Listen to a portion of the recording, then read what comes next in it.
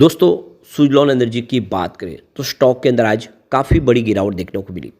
अब इस गिरावट के पीछे वजह ये भी रही कि आज निफ्टी एनर्जी में भी काफ़ी बड़ी गिरावट थी। ऊपर के लेवल से बिकवाली देखने को मिल रही है। बाजार पिछले कुछ दिनों से अब देख सकते हो कि प्रॉफिट बुकिंग की चपेट में आ गया है। भले ही इस समय एफआईडीआई बाजार में बिकवाली न कर रहे हो, लेकिन रिटेल इन्वेस्टर लगातार बिकवाली कर रहे हैं और आप देख सकते हो कि इसके पीछे कुछ रीज़न भी है और इस गिरावट के बाद ब्रोकरेज हाउस का क्या कहना है उसको समझने की कोशिश करेंगे। एक चौंकाने वाली खबर यूएस से निकल के आ रही है। आपको ये पता ही होगा कि डोनाल्ड ट्रंप की सरकार इस समय रिन्यूएबल एनर्जी को सपोर्ट नहीं कर रही है, स्पेशली विंड एनर्जी के प्रोजेक्ट वो बंद करने का कह रही है और इसी को लेकर यहाँ पे अब मुकदमा दर्ज किया जा रहा है। तो क्या है पूरा मामला उसको भी समझने की कोशिश करेंगे और साथ में एक बड़ी अपडेट और निकल के आ रही है। नोमा की तरफ से रिपोर्ट है पावर सेक्टर को लेकर। सुज़लॉन एनर्जी के लिए आने वाले इसमें क्या संभावना बनेगी उसको इस वीडियो के माध्यम से जानेंगे।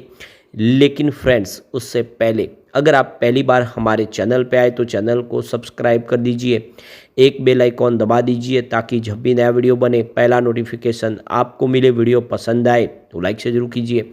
चलो फ्रेंड्स, वीडियो स्टार्ट करते हैं। मैं हूँ आपका दोस्त एसबी दवे और हमारे अपने चैनल ऑनलाइन कमाई में आपका बहुत बहुत स्वागत है। सबसे पहले निफ्टी एनर्जी की बात कर ले तो आज देख सकते हो कि 33,771 के स्तर पे क्लोजिंग देखने को मिली, जहां पे 812 पॉइंट की गिरावट थी, यानी 2.35% गिरा निफ्टी एनर्जी। तो काफ़ी बड़ी गिरावट हुई और उसका नतीजा हमें सुज़लॉन में भी देखने को मिला, जहां पे काफ़ी बड़ी गिरावट हुई। 53.80 पर स्टॉक आ चुका है वापस नीचे। 5.48% की ज़बरदस्त गिरावट हुई। अब यहाँ पे गौर करने वाली बात है कि इंट्राडे में स्टॉक में हमने तेज़ी देखी है। शुरुआत पॉजिटिव हुई और स्टॉक देख सकते हो कि 57.49 यानी 57.5 तक चला गया था, लेकिन ऐसी भयंकर गिरावट शुरू हुई कि स्टॉक आ गया 53 के आसपास। तो जो स्टॉक 60 रुपये के आसपास पहुंच चुका था वो स्टॉक फिर से 53 के आसपास आया। काफ़ी दबाव की स्थिति बनी हुई है और अब आप देख सकते हो कि जो मार्केट एक्सपर्ट है वो भी थोड़े से इस स्टॉक से बचने की सलाह दे रहे हैं। तो ये देख सकते हो कि इन दिनों लगातार चर्चा में सुज़लॉन का शेयर बना हुआ है। मंगलवार को 5% से ऊपर की इसमें गिरावट देखने को मिली और ये छोटी अवधि में शेयर देखे निवेशकों की धैर्य की परीक्षा ले रहा है। मल्टीबैगर स्टॉक ने 3 महीनों में सिर्फ 2% का ही रिटर्न दिया है। मार्केट एनालिस्ट के अनुसार एक लिमिट में कारोबार करते हुए रिन्यूएबल एनर्जी सेक्टर की स्टॉक की गति कम होती जा रही है और रुझान मंदी की ओर बढ़ रहा है। तो यहाँ पे एसएमसी ग्लोबल सिक्योरिटीज़ के सीनियर टेक एनालिस्ट क्षितिज गांधी ने कहा है कि सितंबर 2024 में 52 वीक के उच्च स्तर पर पहुंचने के बाद अक्टूबर में स्टॉक में कुछ महत्वपूर्ण सुधार हुआ। मासिक आधार पर यह अक्टूबर 2024 में 16% से अधिक गिर गया। इसके बाद नवंबर में 6% की गिरावट हुई, दिसंबर में लगभग 1% की गिरावट हुई और जनवरी फरवरी में 2025 में गिरावट का सिलसिला जारी है, जिसमें 7% और 14% की और गिरावट हुई।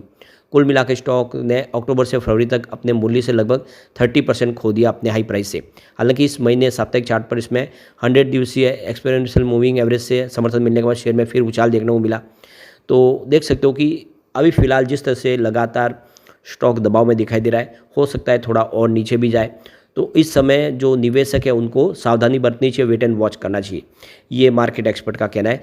और एक तरह से देखो कि जब बाजार में गिरावट का माहौल बनता है तो हर कोई यही कहता है कि उसमें आने वाले समय और भी स्थिति बिगड़ेगी, लेकिन जो क्वालिटी स्टॉक होते हैं वो भले ही नीचे जाए, आने वाले समय वो तो ऊपर जाएंगे ही। और वैसा ही सुज़लॉन एनर्जी है जो एक बहुत ही अच्छा स्टॉक है इस समय, क्योंकि आने वाले समय ये बहुत बेहतर करता हुआ दिखाई देगा। आपको इस बात का भी ध्यान रखना चाहिए, इसने जो Q3 बताया था बहुत ही शानदार बताया था। Q3 में कंपनी का जो प्रॉफिट है उसमें 91% की ज़बरदस्त जंप देखने को मिली, या ये कह सकते हैं कि पिछले एक साल में इसने अपना जो प्रॉफिट है उसको डबल किया और साथ में जो इसका रेवेन्यू उसमें भी 96% की ज़बरदस्त जंप देखने को मिली। तो कुल मिला के बहुत ही बेहतर इसने प्रदर्शन किया था और अब फिर से Q4 भी आने वाला है। उम्मीद है कि Q4 भी बेहतर होगा और आप देख सकते हो पिछले एक साल में इसने 37% का पॉजिटिव रिटर्न दिया है और 2 साल में तो ये 546% का बम्पर रिटर्न देके एक बड़ा मल्टीबैगर साबित हुआ है। तो काफ़ी बेहतर किया है। अब गिरावट जरूर हुई है, लेकिन आने वाले समय संभावना फिर पॉजिटिव बनेगी तो स्टॉक बेहतर करेगा। अब यहाँ पे जो एक बड़ी अपडेट निकल के आ रही है, नोमा की तरफ से रिपोर्ट जारी की गई है इंडिया के अंदर। इस समय जो रिन्यूएबल सेक्टर में अप्रैल महीने में 21% की ग्रोथ देखने को मिली। 304 गीगावाट के टेंडर इस समय पाइपलाइन में है। तो नोमा की रिपोर्ट के अनुसार इंडिया की जो टोटल इलेक्ट्रिसिटी कंजम्पशन अप्रैल की रही है वो 148 बिलियन यूनिट के आसपास रही है, जिसमें ईयर ऑन बेसिस पर 2.2% की ग्रोथ देखने को मिली है। पिछले साल 144 बिलियन यूनिट के इस्तेमाल हुआ था अप्रैल महीने में। यहाँ पे रिन्यूएबल सेक्टर में 21% की ग्रोथ देखने को मिली है और आने वाले समय देखें तो बहुत सारे प्रोजेक्ट पाइपलाइन में, जिससे आने वाले समय जो रिन्यूएबल एनर्जी का जो हिस्सा और तेज़ी से बढ़ता हुआ दिखाई देगा। दूसरी तरफ तो रिन्यूएबल एनर्जी सेक्टर की जो कैपेसिटी है वो इस समय स्टेबल है और आप देख लो कि अप्रैल महीने में थर्मल पावर पर से जो आउटपुट रहा है वो 72.5% के आसपास रहा है पावर प्लांट के माध्यम से, और यहाँ पे एवरेज जो थर्मल पावर जनरेशन कैपेसिटी वो 69.8% के आसपास रही है। ये अच्छी बात है कि इस बार अप्रैल महीने में पावर कट नहीं रही, जो भी इलेक्ट्रिसिटी की कंजम्पशन हुई है उसका पूरा आप देखो कोल वगैरह सप्लाई की गई, रिन्यूएबल एनर्जी का भी बड़ा योगदान है, इस वजह से यहाँ पे कहीं पे बिजली शॉर्टेज की प्रॉब्लम नहीं झेलनी पड़ी, लेकिन इलेक्ट्रिसिटी कंजम्पशन बढ़ रहा है और इससे हम कह सकते हैं आने वाले समय और उम्मीदें बेहतर की जा सकती है। इस समय देख लो कि करीब 304 गीगावाट के जो प्रोजेक्ट है वो टेंडर की प्रक्रिया में गुजर रहे हैं, जिसमें सोलर एनर्जी इसमें लीड कर रहा है, जहाँ पे 156 गीगावाट के प्रोजेक्ट सोलर एनर्जी के और 61 गीगावाट के प्रोजेक्ट देखें तो वो हाइब्रिड के हैं, जिसमें सोलर विंड शामिल है, और 32 गीगावाट के विंड एनर्जी के प्रोजेक्ट है और 21 गीगावाट के थर्मल प्रोजेक्ट भी है। तो ऐसा नहीं है कि सब ग्रीन एनर्जी के प्रोजेक्ट ही इस समय तेज़ी से आगे बढ़ रहे हैं, इसमें कुछ थर्मल प्रोजेक्ट भी है जो अभी भी बढ़ रहे हैं, क्योंकि इलेक्ट्रिसिटी कंजम्पशन आगे भी बढ़ेगा, उसको फुलफिल करने के लिए दोनों ही ऊर्जा की जरूरत पड़ेगी।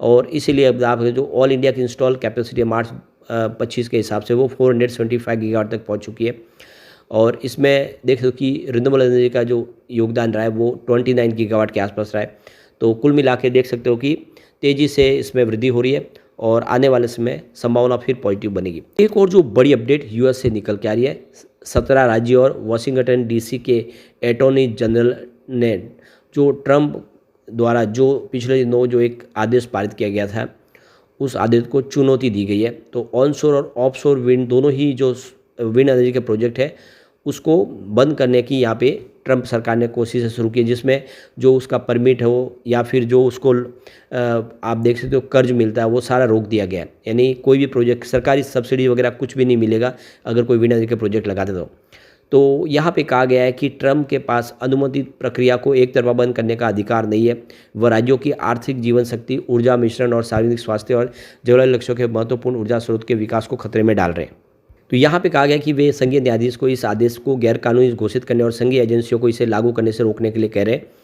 तो सबने मिलके यहाँ पे ये देखियो कि आगे शरण ली है कायदे की, कानून की, और वो चाहते हैं कि विंड एनर्जी के प्रोजेक्ट ऐसे भी आगे भी जारी रहे।